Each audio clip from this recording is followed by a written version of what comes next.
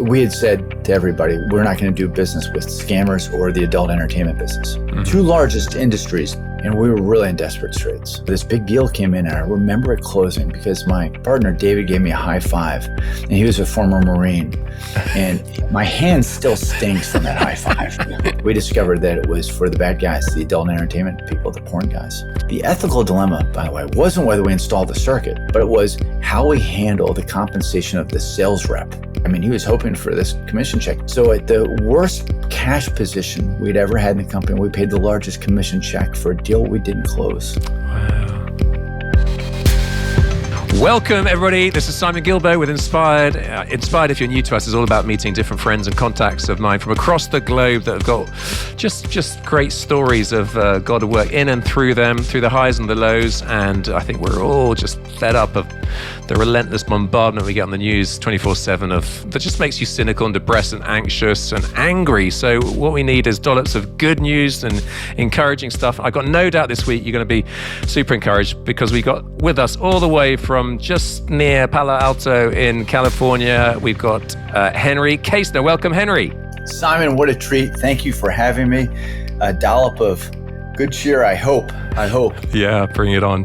So Henry and I were together at the HTB Leadership Conference earlier on in the year. He's a friend, mutual friend is Chris Kuchani, who's also working in that private equity venture capital space. And Henry, you've co-founded a whole bunch of stuff. I'm currently, I think Sovereign's Capital is a big deal. You were the co-founder also of Bandwidth, which sister company Republic Wireless grew from 0 to I think 300 million in revenue. So big stuff. I'm super excited about discussing faith-driven entrepreneur, which, if I'm reading your blurb, you're about equipping, encouraging, empowering Christ-following entrepreneurs and business owners. And there's a whole load of stats. Listen, I don't want to go into your long CV. I just want to get cracking. And I think that gives people enough of a taste to know what drives you and what you're about as an entrepreneur that wants to build and release people and maximize your God-given talents in that space. So I don't know much about your background. Why don't you kick us off? Just, childhood, any significant moments, how you were shaped? Go for it. Sure. So Simon, it's awesome being with you and your audience. I grew up in a town called Baltimore, Maryland, which is on the East Coast of the United States. I live on the West Coast now. I discovered my first love when I went to college. And it was not a girl, wasn't a guy. It was that I could make a T-shirt for $5 and sell it for $10. And that was amazing to me. And the idea of getting out there and making something and then have that product validated and selling it door to door in dorm rooms was just invigorating. It was so much fun.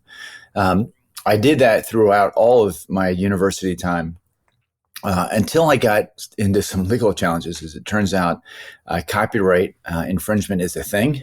And you don't get a hall pass completely when you're a college student. So my dad said, look, you can plead naivete, as I did, as a 20-year-old. But by the time you're 21, you need to get a real job.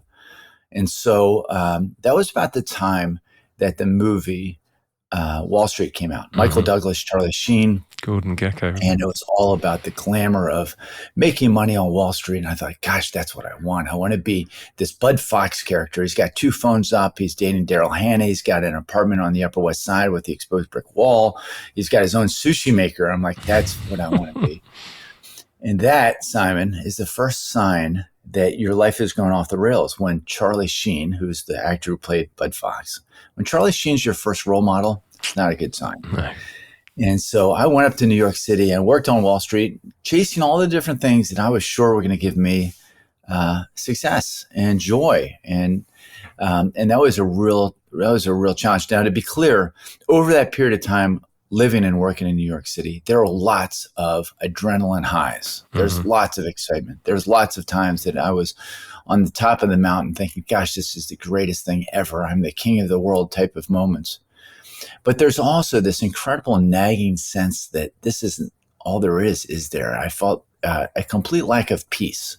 I'd feel the adrenaline hit and the excitement that comes with that, of course. But then as that would continue, this continued emptiness and this kind of lack of meaning, and actually ended up culminating in a period of anxiety and depression.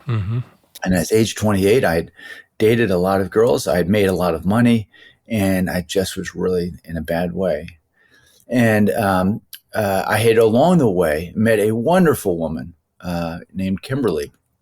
And Kimberly and I decided to move to North Carolina. I wanted to set up an energy derivative trading company. Mm-hmm. And about 6 months after we moved to North Carolina, we went into a church. And we went into a church because a friend of mine had said, oh, if you're moving to North Carolina, you should check out this church. And Kimberly and I had both grown up generally as Christians. In Baltimore, you're either Christian or you're Jewish. And I knew culturally I was more Christian than Jewish. And so and we'd gone to church, to be clear. But I never really had the sense that there's a God of the universe who loved me and that he sent his son to die for me. But none of that was all kind of, I mean, I knew the Christmas story. I knew generally about Easter. But Kimberly and I thought, wow, if we're going to have kids and raise a family, maybe we should check out a church. Maybe we should join it. Maybe we can make some friends and things like that. So we walked into this church, and in the church was a pastor who was preaching as if he believed the Bible was true. Like, wow, that's kind of wild. I mean, he must be one of those fundamentalist types. But he was confident, he was articulate, he was intelligent. And I thought, he doesn't seem like a cult leader. And this was going on in my mind, just trying to reconcile who I thought were these narrow-minded people who make fundamentalist Christians and the much broader, open folks that I would characterize at the time as more of a liberal Christianity. So the thing that seemed to really define this pastor was his belief that the Bible was true. And I didn't. I thought it was just like any other type of mythological document. Mm-hmm. And so it occurred to me, I went on a run one day and I thought, gosh, I might get up to heaven. And up in heaven, St. Peter's there. And it's like, all right, Kaestner, when you're on earth, you'd read like 1,000 books, but you never cracked the cover of the best-selling book of all time. So I can't let you in. I'm like, oh my goodness, it can't go down like that. So I got a Bible. And Simon, with a guy like runs a podcast like this, you know that there are a lot of pages in the Bible. And I got through prep school in the States by reading what are called the Cliff Notes. I don't know if they have them in the UK, but the Cliff Notes are these summaries of the great classics. So instead of reading Dickens, you read this like little yellow kind of pamphlet that tells you some of the high points of Tale of Two Cities or something like that. And I thought, I can't read the whole Bible, but this New Testament, it looks like the Cliff Notes of the Bible. I knew enough to know it was the Christian part. So I read through it. And I'll tell you, the first time reading through it, it took me further away from faith. And I found it kind of like offensive. I mean, just like this Jesus, he's got like this God complex and this, this kind of exclusive type of faith thing, like, I am God and I saw Satan fall, like, all those different types of things. And, but it intrigued me enough to actually just enough questions. And a lot of times I'll do this. I'll listen to a podcast. Like at 1.5 speed. I'm like, no, that was really good. I need to go back and I need to listen to that again. There's some things in there that are really intriguing. I'll go back and I'll listen to it at 1x. And that's what happened to me with the New Testament. I went back and read it again. And then halfway, and I don't know exactly where it was, but it occurred to me over time, over like a week's time, like, oh my goodness, I think this is true. And if it's true, it changes everything. And that's when I gave my life to Christ. I said, if it's true, it changes everything. There's a God of the universe, and he loves me, and he sent his son to die for me. And all these different things I did in New York when I was leading this just hedonistic life. And all the sin that's in my mind now, and all the sin that'll be in my mind in the future, all these things have been forgiven. And there's a God who loves me as a loving father. It just blew my mind. It changed everything. And so I came to faith at age 28. So that film, Wall Street, I think Gordon Gekko, isn't that famous line? Yes. Greed is great. Greed is good. Greed is what will make our country great, wasn't it? That was his famous line. I mean, greed cuts through and clarifies the American ethos, and greed not only will save Teldar paper, but it'll save this malfunctioning corporation called the United States of America. Yes. So yeah. Had you up to age 28, was that what you believed? Was that what you were living? Oh yeah, absolutely. It wasn't so much greed, though that was an element of it. It was a search for pleasure, a search for joy, Yeah. And that now, Simon, you fast forward, I'm 55 now. That search for joy continues. And it's interesting, there are a whole bunch of different things that happen along the way between 28 and 55. But it's really only been over the last 5 years that I've really kind of reconciled myself to this search for joy is actually something that God plants in all of us as his image bearers. Yeah. And that search for joy is right. I was just searching for that joy in the wrong places. And I've now understood that that joyful pursuit is a great thing and it leads us to God. And there's absolutely scripture that talks about taking up our cross and dying to self. Those are all true things too, but equally true, maybe more true, is the sense of yearning of finding joy. And you see that in the letters of Paul. Paul just talking about the fact he's discovered the secret to finding joy in all of these hardships that he's experienced. And I've come to realize that my pursuit of joy that I had in my 20s is the same type of pursuit of joy in some respects that I have in my 50s now. Mm-hmm. So John Piper, isn't it? Desiring God. It's just, we are meant to be Christian hedonists, not hedonists, but Christian hedonists. Yes. And yes, so, I like that. So 100%. yeah, the pursuit of joy, but Christ channeled, and therefore that wiring that you had of taking a $5 t-shirt, selling it for $10, that is how God's made you, hasn't it? So how did that pan out from 28 onwards? So I started this firm that was broking electricity derivative futures contracts and options. And it was a lot of fun. It was, so that's gobbledygook for most people, isn't it? But it doesn't matter in a sense. Think of, unbelievably, electricity is actually a tradable commodity. You can actually trade megawatts of electricity for physical delivery. A utility can zap it to the grid, and it can be picked up and laid claim by other folks that use it over transmission to their clients. And as any other type of commodity, it can be traded. Now, it's a very volatile commodity in that it doesn't have any storability. So prices can be $20 a megawatt hour one day and $2,000 the next day in the summer. Crazy stuff. And it makes for great volatility and lots of options and derivatives that come off of that. And I had a little bit of a background in that. And through the grace of God, that firm became the number one ranked electricity derivative broker. I think it was 1999. Wow. And, but there are aspects of that business that troubled me as I came to a new faith. It was entertaining traders late at night and just a bunch of different things. And this happens a lot with adult converts, I think, that things become very black and white. And interestingly, I had a partner who was a believer, and he was the guy who told me about that church. I think that people who have been in the faith for a lot longer can understand how to be in the world, but not of it. Mm-hmm. And he did. And he understood the shades of gray, and he understood when not to go out late at night. But for me, everything needed was very black and white. I just needed to run away from this past life I had. And so we decided to sell the firm, and we did. We sold it. He stayed on. And then I started a broking company to broker telecommunications contracts. So back then, bandwidth was going to be the next tradable commodity. And you could trade internet access and capacity over very large circuits, particularly in Europe. So I moved to London and had great fun helping to get that new industry started. Those contracts are not traded with any type of frequency now as they once were. A lot of that's because Enron, who was the pioneer in the market, went belly up.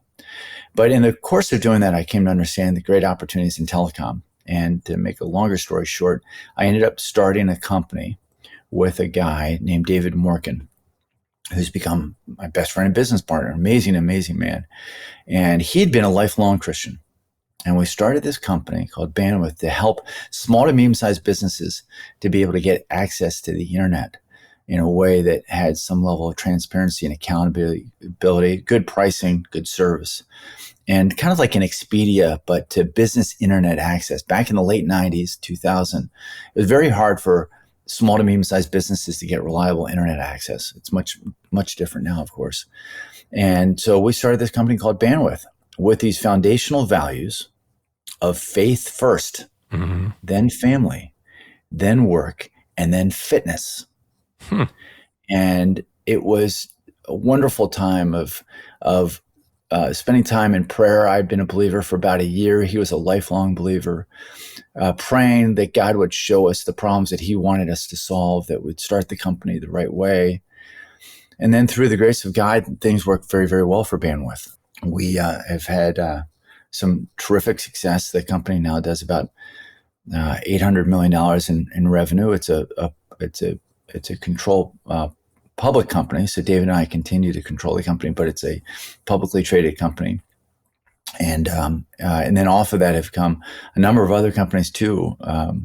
Republic Wireless, a company that was really key in being able to develop the technology that allows for cell phone calls to go between the mobile network and the Wi-Fi network and back again. And that is now a technology owned that we sold to Dish Networks. And then another company called Relay. Think of a mobile phone and a walkie-talkie marrying and having a baby. That's the Relay device. And that's a product that's used for primarily for hospitality. Big stadiums give it to all their vendors because it's an always-on device. It's either on the cellular network or it's on Wi-Fi, but it's always on. And then it has instant translation. So when somebody says, hey, we need to go ahead and get more pretzels to section 5 or whatever, the technology knows to transmit that in real time to whatever language the vendor is speaking. And so that's a lot of fun too. So those telecom companies over the last 25 years have done well under these foundational values of faith first, family, work, and fitness. And then maybe I'll unpack those a bit because I think that they're important. On the fitness side, we have maybe 1,600 employees. Everybody gets 2 hours off to be able to work out at lunch, which is a long time. Yeah. We have had the citywide ice hockey champion. We've had ultimate frisbee champion. We entered a team into the mountain bike race, the Trans Rockies mountain bike race, and finished second. We entered a team into the Race Across America and won it back in 2010. Fitness is a big part of who we are as a company. It's a big part of who Dave and I are. David's a world-class endurance athlete, or was a world-class endurance athlete, and an ultramarathoner. I'm a neighborhood class endurance athlete. And I can beat most people in my neighborhood, but I live in a neighborhood mostly of retirees. But I like working out. Just on that race across America, what's the record now? Because I didn't race across America, but I cycled across America. I did it in 34 days. I think the race across America is it 7 days the record or something? It's something. Yeah. nuts. Well, so if you solo it, I think it's probably 11 or 12. Yuri Robic. That's the one. Yeah. Did it, Didn't he and die? then we were on the. I was part of the 8-man team. We entered an 8-man team and that finished 4th. And we beat out the British team, which had the captain was a great rower. Oh my goodness, what's his name? It's escaping me right now. The guy who won 5 gold medals. Amazing guy. Stephen Redgrave. Yes, Stephen Redgrave. It was the captain of the 8-man team, but we won the 4-man team. In our 8-man team, we finished in 6.5 days. Wow! So you're always going. You're on time trial bikes. You half hour on, hour and a half off for 4-hour stints, and then you try to get a little bit of sleep. It's nuts. Okay. It's nuts. So that's, really didn't sleep. So that's fitness. Sorry, we're digressing. That's fitness. Keep going. Yes. Oh yeah, yes. We are digressing. So fitness, and then our fitness is not as important, of course, as our work. When we work to coin something from another great British athlete, when we work, we feel God's pleasure from Eric Liddell. Yeah. Right.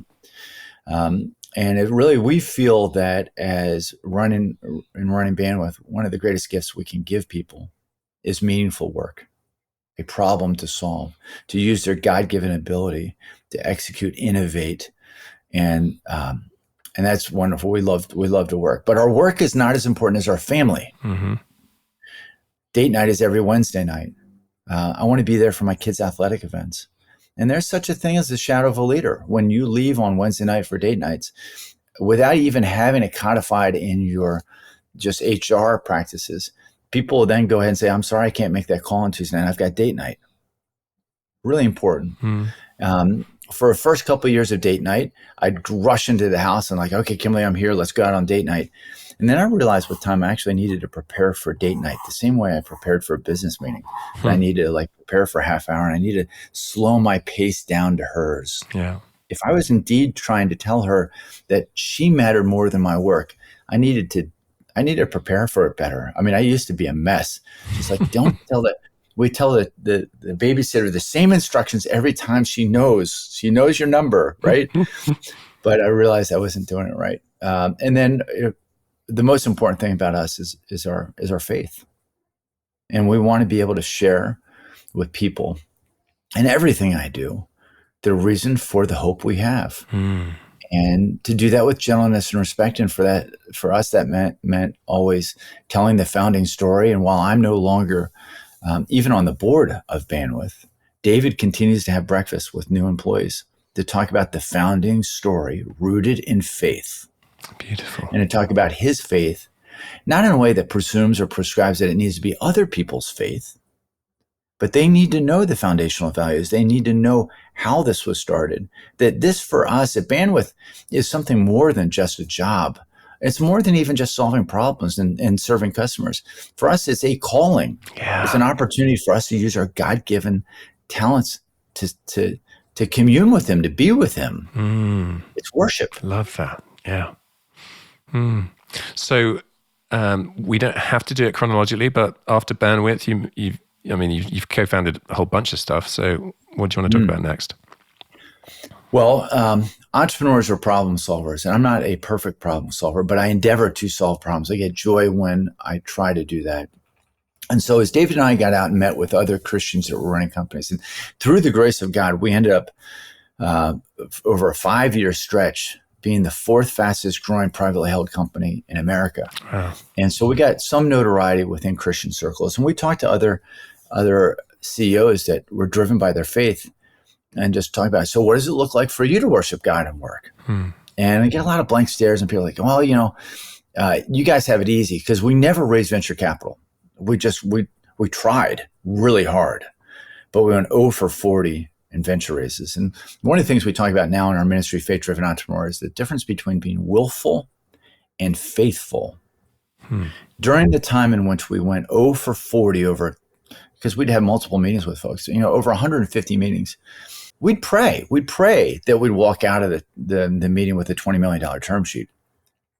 But we never fasted and prayed about whether we should be raising money at all. And God is in his infinite mercy allowed us to not raise money. And so we ended up, in this situation where today we continue to control the company. But when we talked to other founders that were fast growing companies, they said, well, you guys can do that because you never raise venture capital. You don't have outside people on your board and you can't do these things. And when you have outsiders on a board and just, that's great that it worked for you. And it occurred to me, like, if I was on their board, then I'd encourage them. If I was the investor in their company, then they'd feel more comfortable in pursuing their faith and work the way that God had allowed David and I to do the same. So started a fund called Sovereigns Capital. And the premise behind Sovereigns was that faith-driven entrepreneurs, those motivated by their Christian faith, that wanted to make redemptive products and services and love on their partners, vendors, customers, employees, et cetera, that they could do well. They could do well, not in spite of biblical values, but because of them. And that was the idea behind Sovereigns Capital. And I thought, gosh, this is going to be easy. I'm going to leave. I became the chairman of the executive chairman of Bandwidth. I spent some time there, but most of my time in this new fund, and gradually to where I spent no time at all at Bandwidth. And I thought, gosh, it's going to be easy. I'll go ahead. We've had incredible success through the grace of God at Bandwidth. I'll raise $20 million in 6 months and around this thesis and go out and find these other companies and be the first investor in them. Well, it took a long time. It took 2.5 years to raise $12 million. And I was 2 of that 12. So it's 2.5 years to raise $10 million behind the thesis. Christians, for whatever reason at the time, and this is back 15 years ago, just didn't believe in the concept of investing in other Christians. And it bothered me. It was so frustrating. It was a long, hard slog. But over time, I realized that, the world is littered with the dead bodies of people who've lost money by doing a deal in a church parking lot. And oftentimes when somebody comes to us and talks about their faith, hey, I'm a Christian person and I've got this business, will you invest? We equate it to like what we see a lot here in the States is like this.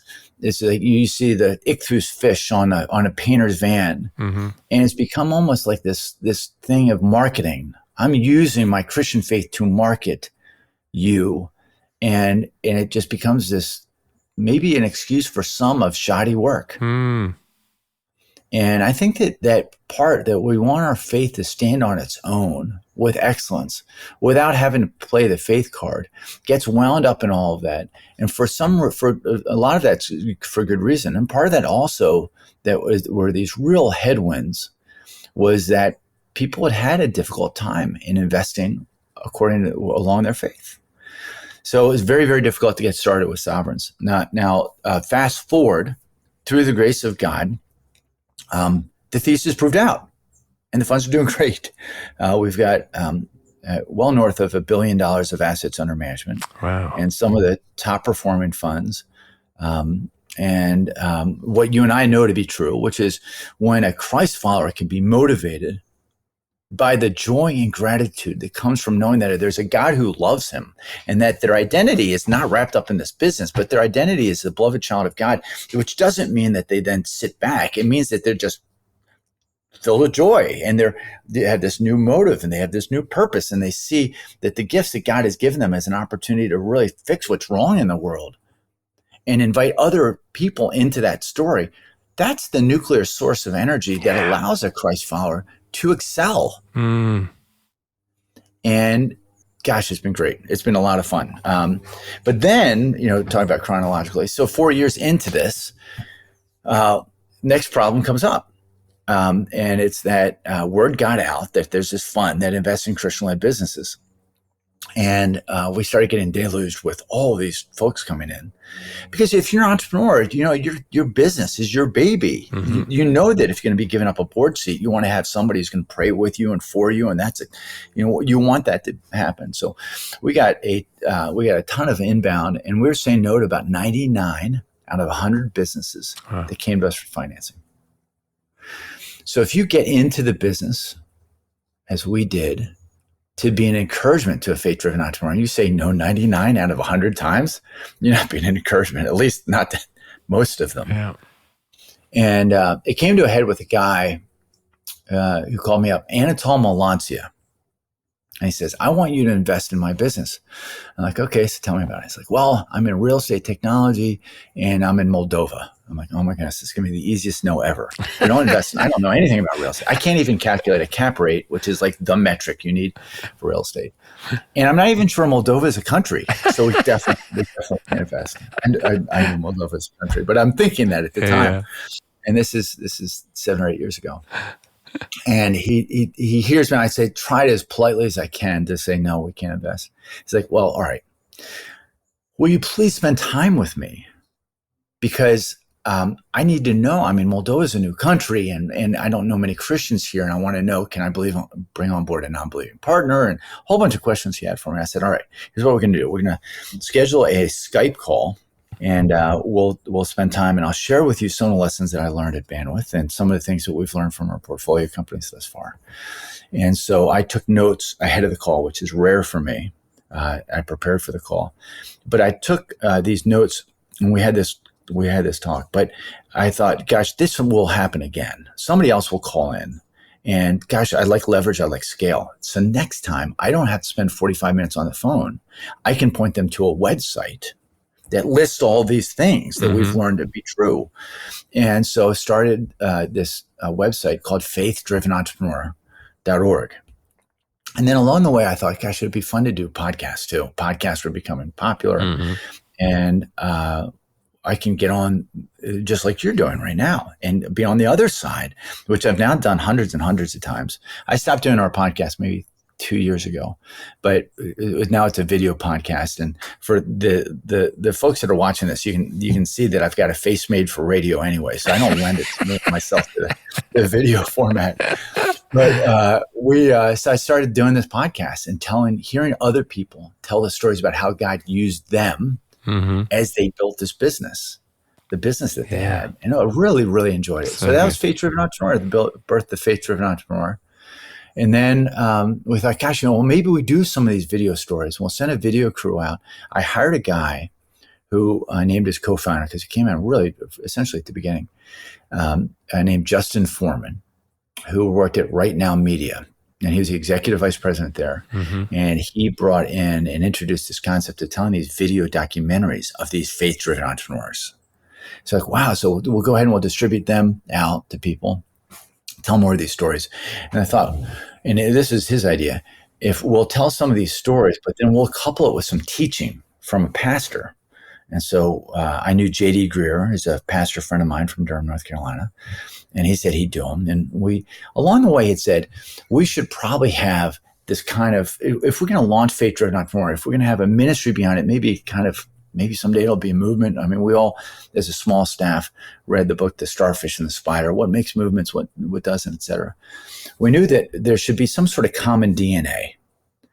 And I knew about the guys from Capitol Baptist Church, which had the marks of a Bible-believing church. I think it's the 9 marks. So we thought we'd have marks. So we started off, we had 4 marks. And then we had 5. I remember when we went from 4 to 5, somebody said, you should probably have Call to Create that kind of like births this movement and purpose so people can understand they've got a purpose. The first one was identity in Christ. I knew that was the most important one. That was 1 of 4. Then we brought in Call to Create. Well, we have 12 of them. And we've been set at 12 now for 5 years. And it includes things that I mentioned before, endeavoring to be faithful rather than willful. Entrepreneurs tend to be willful, trying to get things done under their own power, being joyfully generous. The biblical message of generosity was the source of my born again moment at age 38. We want to be able to help people to discover the joy of generosity. And a part of that is another one we have is that we are stewards, not owners. And so Faith Driven Entrepreneur has now grown so that we've reached well more than 1 million with our content. We have more than 100,000 YouTube subscribers. We've had more than 25,000 entrepreneurs that have gone through this community group that we do, which is this 8-week session with these videos with JD and a mini documentary and 40 minutes of facilitated content. They're hosted at churches in 130 countries now. It's wonderful. Really cool. So we good. just, through the grace of God, we just had our Faith Driven Entrepreneur Conference, which we did online last Friday, and there were 680 watch parties around the world. Great. Which is awesome. Really, really, this is infinitely more fun than telecom, Simon. Yeah. Infinitely more fun. And telecom can be pretty cool. Yeah. It makes me think of Ephesians 4, 11 to 13, where the pastor, prophet, evangelist, apostle, all those guys, their job is not to prophesy or to evangelize or to pastor or to teach. It's to equip God's people to do it, to multiply themselves out. And your spiritual gift, I love it. It's just, you have multiplied yourself out thousands of times in terms of enabling and equipping other people to fulfill their God-given mandate. So praise God. I'm cheering you on all the way in that. Hey folks, I love being part of this massive international community of faith gathered around this podcast. And I think most of you know that it comes out under the auspices of Great Lakes Outreach, and we work in Burundi, which is currently tragically still the hungriest country in the world. And yet amidst the grim narrative, there's so much beautiful stuff going on. And we reckon that our 30 ministry partners out there have meaningfully impacted 950,000 people this year, and you can be a part of it. And, could you consider giving, £20 or $10 a month, something that's small to us that makes a humongous impact out there as we get prostitutes out of prostitution by teaching them a trade, or microfinance initiatives for widows to be able to start their own business, or orphanages being equipped with what they need, school sponsorship. There's so much beautiful stuff. If you want to consider that, I would love your help. And if you're enjoying the podcast, please do so. Go to greatlakesoutreach.org greatlakes.org/inspired. That's greatlakes.org/inspired. Thanks so much for your consideration. And now let's get back to the podcast. Can you share some, everyone takes a pasting and a battering sometime, and you either go down or you learn a lesson and you get back up. So any key lessons there? Maybe the biggest long-term challenge I've had is the struggle between being willful and faithful, and the performance-based anxiety that I don't know that I've ever fully been liberated from, although I see the work of the Holy Spirit in my life that continues. So there are, to be clear, there are different times along the way that have been very difficult. We had the biggest deal we'd ever done. So we started off Bandwidth with these values of faith, family, work, fitness. And so one of the things we had said early on, and maybe one of the reasons why we never got venture capital, is we refused to do work with the two largest consumers of internet access. We had said to everybody, we're not going to do business with scammers or the adult entertainment business. Mm-hmm. Two largest industries consuming internet access. Mm. And a big deal came in the name of a holding company. And I remember it closing. It was so important for us. We were 2.5 years in. We had spent through all the money that we had put into it. And we were really in desperate straits.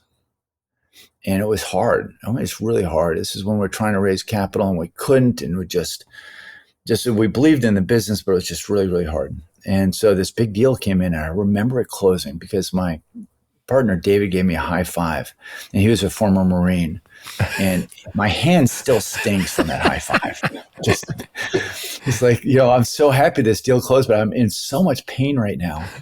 And it was a great thing. The challenge was in the provisioning of the deal, the installation of the circuit. We discovered that it was for the bad guys, the adult entertainment people, the porn guys. And so we had an ethical dilemma. The ethical dilemma, by the way, wasn't whether we installed the circuit. You can't. I mean, you've got this firm. You started with these values. You made them public. Mm-hmm. But it was how we handle the compensation of the sales rep.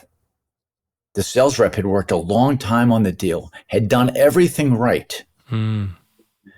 And I mean, he was hoping for this commission check and done everything we trained him to do. So at the worst cash position we'd ever had in the company, we paid the largest commission check for a deal we didn't close. Wow. We wanted our team to know that we were about them. And we really felt after praying about it that this is something we needed to do. And as I even retell the story now, it feels ridiculous. So like, well, you go back, and if you're going to do something, you defer it out, or you give them, maybe another quarter point of equity. I mean, a whole bunch of different ways to do it. But we felt called by God to do that. And the statement that made for the rest of the employees who knew our financial position was amazing. Hmm. And then I think that God blessed that decision. And it's not to say that when we go through hardships that God always works through them and they always end up this way. And yet this one did. And everything, all the credit at our business goes to God. Yeah. And especially this one. We, from that point on, again, we're the fourth fastest growing privately held company in the country over a 5-year stretch without raising venture capital. So it's all organic. So good. And it was really just an amazing time. But that was hard, just waiting on the Lord. There's all sorts of different sin patterns in my life that the Lord has allowed me to get free from over time. I mean, there's selfishness, there's greed, there's the ongoing wrestling that I have with the spirit of mammon. Through the grace of God, He's allowed me to understand the biblical message of generosity, but I still have some amount of just wrestling with that. Just, is it ever appropriate to fly business class? My kids can't figure out why I don't have a fleet of Ferraris and why we don't have jets. And theoretically, we could afford those. But I also realized pretty early on that I need to get the assets out of my name. I needed to put them in the name of a foundation, because if the ring was on my finger, like, Gandalf, Frodo, right? Yeah. Yeah. You Yeah. don't put the ring on your finger. You got to Mm. get it out of you. You got to get in the name of, you got to get it out there in a foundation. And so that's great because the foundation trustees won't allow me to buy a Ferrari or a Gulfstream with the money. Good. And yet, to be clear, Kimberly and I go on great vacations too. So it's not, and our kids went to private school and all are going to college. And I'm looking out a nice view right here from our house in California. So we haven't we don't believe in a poverty gospel at all. Mm-hmm. That's But, important. there's always, the strugglings. We're in the world and I see it all around. And there are times when I yearn out, I cry out that God will Jesus will just come back. So we don't have to fight the battle every day. Sometimes there are days that I fight the battle like, okay, should I witness to this Uber driver today? Should I not? I don't know. I'm feeling tired. I don't feel like engaging with some guy. Sit next to somebody on a plane and like, am I not being, did I have a prompting from the Holy Spirit that I should share my faith? I mean, these are minor things. But, then you just reflect around all the different things going on around you. You mentioned this at the outset of the program. Just look at the news. It causes you to be cynical. It causes you to be depressed. And yet we have this faith that we hold on to that Jesus is coming back, that this all ends really well. And there are just days that you're just like, oh my goodness, God, take me now. And yet I've got a beautiful, wonderful wife, and I've got 3 awesome boys who are all at university, and I really want to be with them for a long, long time too. So there's these different moments of dissonance that, and then there's all, get Proverbs 16:2 and 21:2, right? All of a man's ways seem pure to him, but his motives are weighed by the Lord. So through the grace of God, faith-driven entrepreneur and faith-driven investor, we have a new initiative called Solving the World's Greatest Problems. It's about elevating the stories of problem solvers all around the world, in adoption and foster care, and clean water, and inviting the body of Christ to get in the game and asking them, what's your problem? There's a problem all around us. And so let's get into this. But there's this sense all around, just like, oh my goodness, there's just so much that's broken. And what role do I play in it? And as an entrepreneur, you feel like you need to solve all the problems because you're a problem solver. And yet, you also know that you need to rest in the Lord, and Sabbath is a real thing. And so where have I been disobedient? Where am I failing? How do I do that? So there's all these kinds of things. And there's going to be a point in time where we won't have to worry about any of that. We're just going to be with God in heaven forever. There'll be no more stress. There'll be no more problems to solve. And yet, there'll be real work to be done, but it's going to be all joyful. I don't know what it looks like it's the elves that are singing in Santa Claus's workshop. I don't know what it's going to look like yet, but it's going to be beautiful. It's going to be wonderful. And there are times that I just can't wait for that to be the case. Because back to the things I'm doing right now with these different initiatives, am I doing them to be drawn closer to God? Or am I doing them to just see things grow because I like to see numbers go up and to the right? Or am I doing them because I want to be famous? Or that I want to have more LinkedIn followers, or I want the approval of my peers, or I want my boys to admire me? I mean, any one of the different things that I look at, some people say, oh my goodness, it's so great that you get a chance to do this. And you could be like on a beach drinking Mai Tais or something like that. But, are my motives really pure? Probably not. And even on days in which I think that they really are pure, the Lord's weighing my heart and knows how messed up and broken I am. So yeah, there are days I just want Jesus to come back and just free me from all of this, please. So it's Proverbs 3, 5, and 6, well-known verses, aren't they? Search me, O God, and know my heart. Test me and know my anxious thoughts. See if there's any offensive way in me, and lead me in the way everlasting. We constantly, we want to have the right motives, don't we? Yes, we do. And then also we want to have the right motives. We also want, in Psalms, and really the base of so many revivals, show me where my heart's not pure and where my hands aren't clean. If we really want the Holy Spirit to come, if we want to see revival, can we pray that God will show us what you just read from Proverbs? Can he show us? And then we can be involved in just an incredible revival, just as a witness to it. Imagine that boy in John 6. who gets to see his lunch. Yeah. There's a problem, right? They're solving the world. At that point in time, the world's greatest problem for that boy was that 5,000 people didn't have food. So Andrew comes up to him. I think it's Andrew comes up to him, asks him what he has. And the boy gave 100% of his lunch.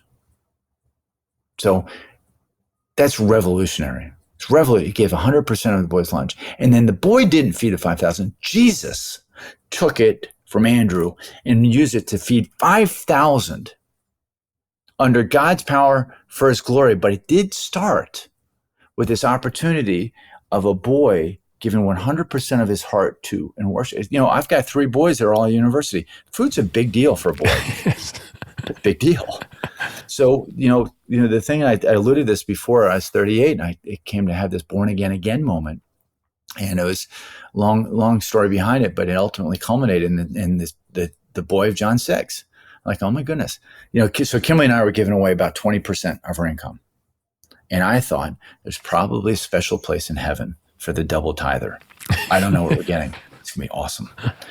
And I had a friend of mine, Daryl Heald, who asked me, all right, so I understand all these places you're giving to. And he didn't call me out for the pride I had in them. But he just asked me a question. He's like, so why do you give? Like, what do you mean, why do I give? And we got a lot of money. We've had a lot of success. You know, it's the right thing to do. We want to pay it forward. I mean, any one of a number of theological C- answers, I mean, were just all coming out of me. But over the next 6 months, it seemed like everything in the Bible had something to do with money, including some of the passages that actually don't mention money, like the boy of John 6.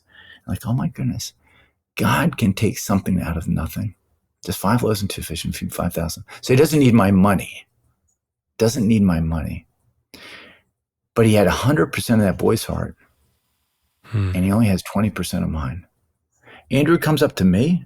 I'm like, you know what? All right, so you need money, or you want some? I can give you like a half a loaf and maybe like a half of a fish, and probably the half of the fish I don't want, right?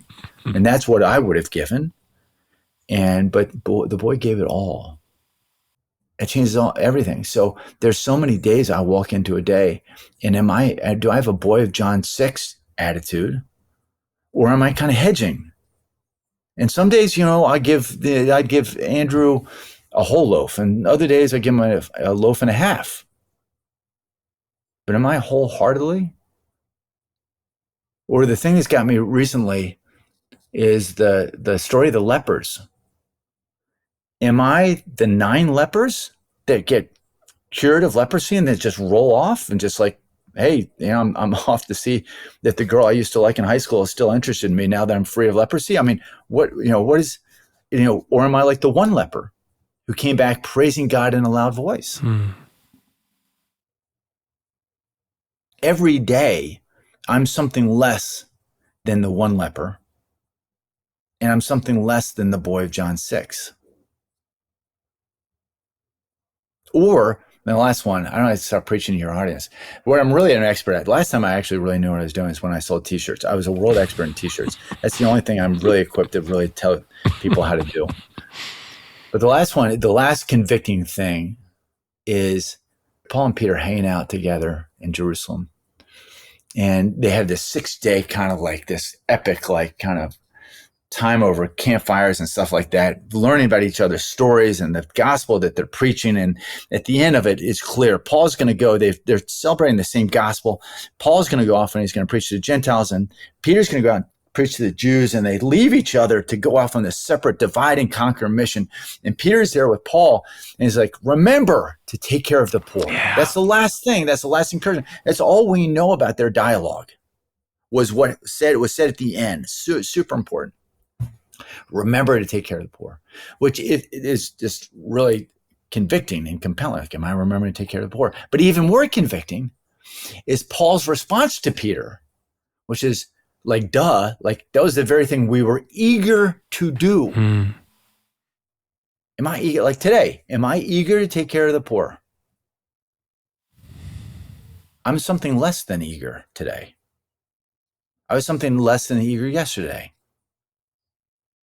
I'm more like the 9 lepers. I mean, it's just all these just gradients of the sin in my heart. So we have this initiative called Solving the World's Greatest Problems. Well, G.K. Chesterton came up with the answer.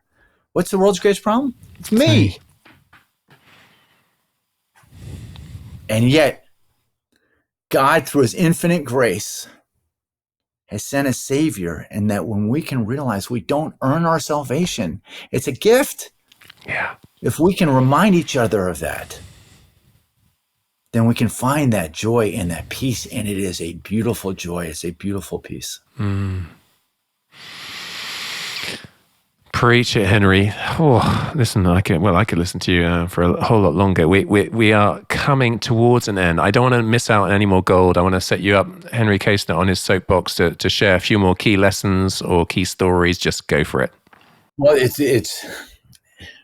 the encouragement to your audience, to this audience, to me, is that we are in a battle, and it is a real battle.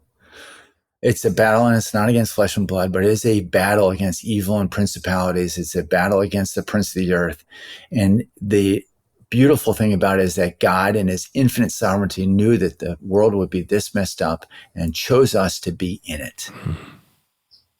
Chose us to be in it. And might we all be like the sons of Issachar that knew the times, and that we would lean into it, and that we would find ourselves having been placed on this earth for such a time as this, and lean into the battle and find people to be in the battle with, and know that the battle is going to end up in victory, and that we can get out there. And the worst thing that's going to happen to us is that we die. That's the worst thing that can happen to us. Actually, maybe the real worst thing going to happen to us is that we show up to heaven well rested. We show up to heaven well rested. And then we're there now. So we're in heaven, because the work for us is to believe in the one in whom he sent. So we're up in heaven. And then the question is, what happens on, like, I don't know if the interval's like 4 hours later, you have like the judgment at the Bema seat, or you had this interview with God, and just like you give an account for the things you did and didn't do. I don't know if it's 2 days later. I don't know if you have time to prepare for it. I don't know if you're assigned a tutor. I have no idea how it works. But I want to be able to say, I was messed up, and you saved me. There's so much to repent from, but thank you for having forgiven me. And thank you that under your power, you were able to send other brothers and sisters that I could do battle with. And that you gave me an opportunity to fight in an epic battle with real meaning and eternal consequence. And you allowed me to be in it. And then through your strength and for your glory, you allowed me to be on a winning team. I don't deserve to be here, but thank you for the opportunity that while I was on earth, to be a part of this incredible, incredible story that you're unraveling around the earth. Thank you for that. And yes, we all want to hear, well done, good and faithful servant. And yes, I just yearn to hear that, but I know that I can't do it under my own power. I have to do it under his power. I need to do it with brothers and sisters. And if I don't have close friends that aren't impressed by me, who know my sinful fallings, and yet continue to love on me and say, come, let's go fight that fight together. Yeah. Now I got a shot.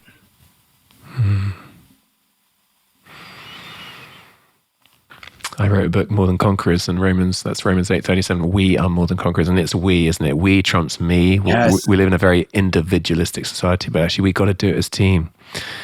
And Yes. As you're talking, I'm thinking of my grandfather, who was a great servant of Christ in Africa, 50 years. And when he was put in the ground, the preacher said of him, which I wouldn't mind them, and I think they will say that of Henry Kaestner and hopefully myself and others, with some qualification, I'll give that. But as Grandpa went to the ground, the guy said, Jim Graham, a great old Scottish preacher, he said, Peter Gilbo worked as if he'd live forever, and he lived as if he'd die tomorrow. He was just all in. He worked full on, flat out, energized. And the qualification would be, actually, we are meant to work from a place of rest. And I know you speak a lot about Sabbath and how important that is. So we are turbocharged, but having been charged through Sabbath rest. But Peter Gilbo, Henry, Simon, whoever, may that be without qualification, each of our story. We worked as if we'd live forever and we lived as if we'd die tomorrow. Let's make our lives count. Let's just go for it all in, flat out. Henry Kaestner, thanks for your time. It's been fantastic. I'm grateful for you. Thank you for you. Thank you for your audience. If you've listened this far into this, what an encouragement you are. Oh, it's been superb. I can listen to you all day. Listen, folks, I'll put details on Henry and his work in the blurb for you to engage with. And I've just been challenged at multiple levels there. It's been brilliant. Next week, we'll have another fantastic guest. Very different story. I want to thank Adam Thomas Steer for the editing, Mike Sandman for the mixing. Can you give us a great review on Spotify or iTunes so just more people come our way through whatever algorithm, however that works? We don't really understand that. But anyway, have a great week. Go for it. God bless you, and toodaloo.